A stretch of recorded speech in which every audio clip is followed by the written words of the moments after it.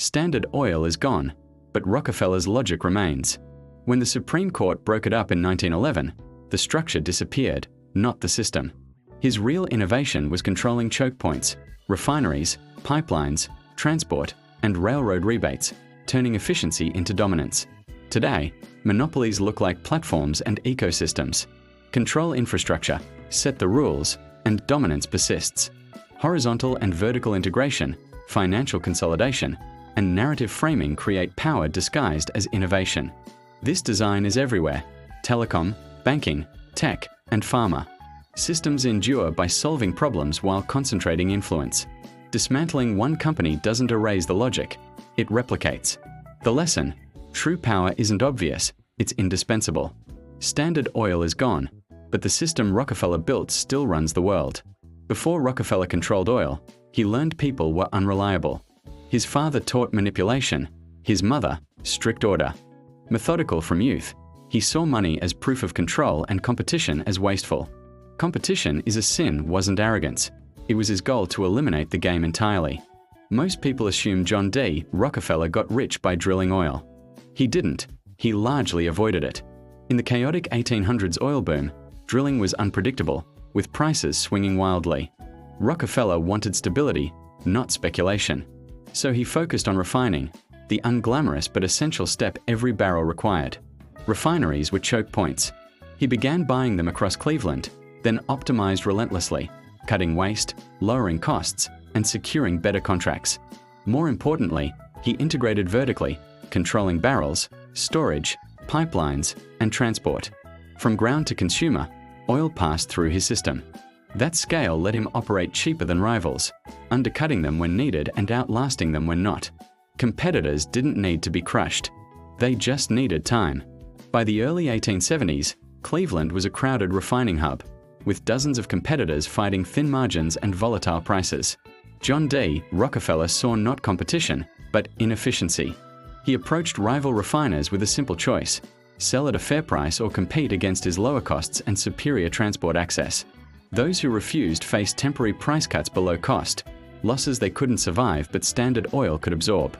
Within months, Rockefeller had absorbed most of Cleveland's major refineries, an event later dubbed the Cleveland Massacre. He didn't view it as destruction, but as the elimination of waste. Oil moved by rail, and Rockefeller exploited struggling railroads with secret rebates and fees on rival shipments. Public rates seemed equal, but Standard Oil gained an invisible advantage. Outrage came and faded, his edge stayed. By the 1880s, Standard Oil faced mounting legal pressure as anti-monopoly laws tightened. While others panicked, John D. Rockefeller adapted. In 1882, he introduced the trust. Dozens of companies transferred control to a small group of loyal trustees. On paper, the firm looked fragmented. In reality, power remained centralized. Legally compliant, operationally unchanged, the trust became the blueprint for modern holding companies, a way to step around the law without confronting it directly.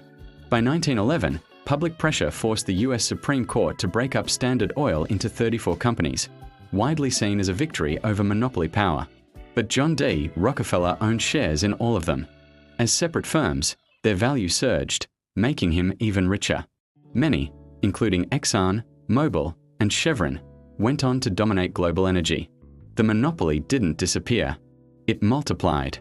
As public hostility toward monopolists peaked, John D. Rockefeller recast himself as a philanthropist, donating vast sums to education, medicine, and public health through the Rockefeller Foundation.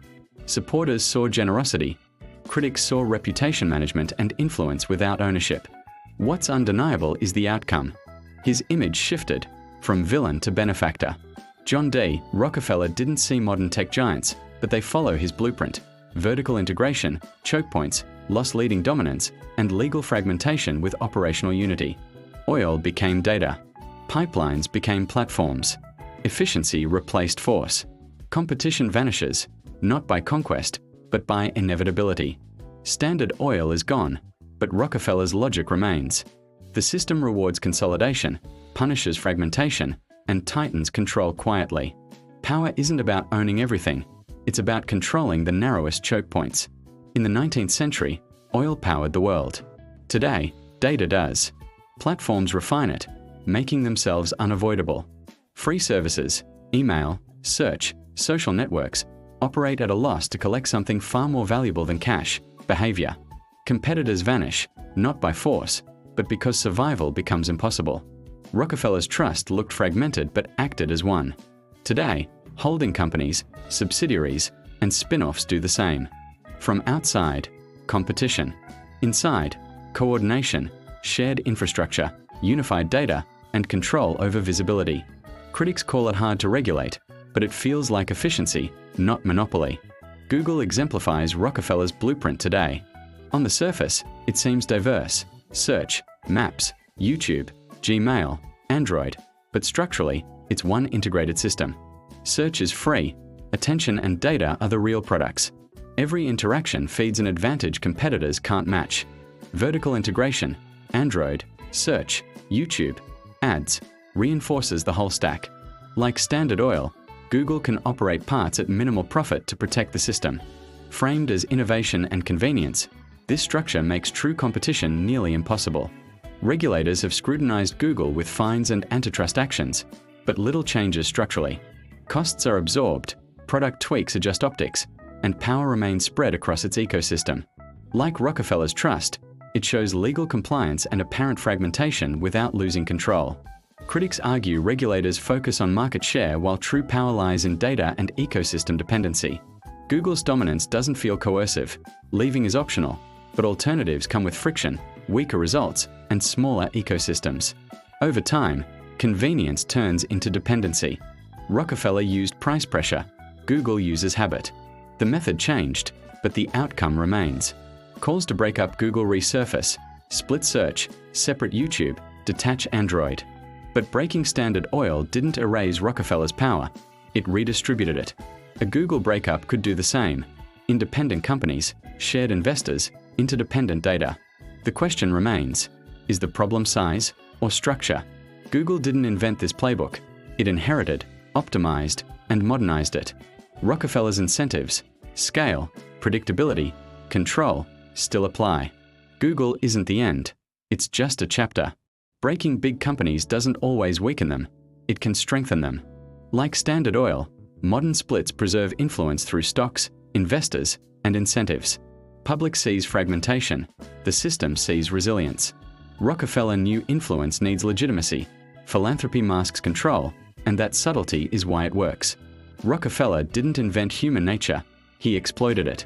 Markets reward scale. Investors reward predictability. Consumers reward convenience. Industries concentrate. Monopolies may fall, but the incentives remain. New players rise, technologies shift, the shape changes, the logic endures. Once you see the pattern, it's everywhere: in apps, low prices, disappearing competitors. It's not villains, it's systems rewarding dominance. Rockefeller's true legacy wasn't wealth, but a structure so efficient it outlived him. The system operates silently, without permission. The real question isn't its existence, but how you act within it. Once you see the blueprint, you understand the architecture, and awareness is something no system can automate. John D. Rockefeller died believing he had brought order to chaos, and in many ways, he did. Efficiency runs the world, but concentration of power carries invisible costs. Standard Oil is gone, but the blueprint lives, from Cleveland refineries to Google, Amazon, and Meta. The Rockefeller system isn't just strategy, it's a framework of power: vertical integration, horizontal consolidation, regulatory capture, and philanthropy. Alone, each seems harmless. Together, they quietly shape markets, technology, health, and society. The irony: it delivers unprecedented convenience and innovation while concentrating wealth in fewer hands. Every benefit has a hidden cost. The lesson: awareness is power. Understand the system, navigate it consciously, and position yourself to benefit rather than be exploited. Structures outlast individuals, and insight allows you to act within them. If this video revealed even a fraction of the hidden forces controlling your life, then subscribe to this channel now. Turn awareness into understanding.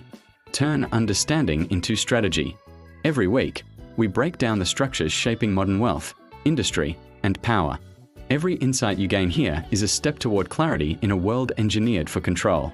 Because you cannot escape the Rockefeller system, but you can see it, understand it, and navigate it wisely. And once you do, everything changes.